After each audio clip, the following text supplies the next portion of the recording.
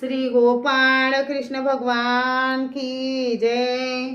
लीळा number 87। रावस गावी महादेव पाटकाचा पाणी भात व बाबूड शेंगा स्वीकार।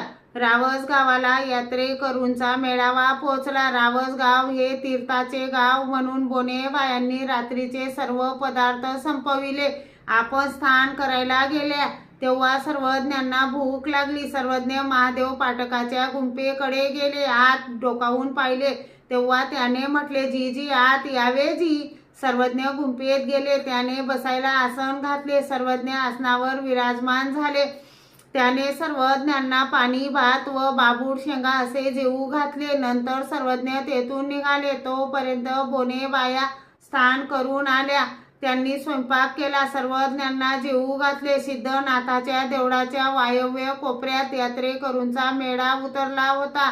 त्या ठिकाणी सर्वज्ञांचा मुक्काम झाला। श्री गोपाळ कृष्ण भगवान की जय।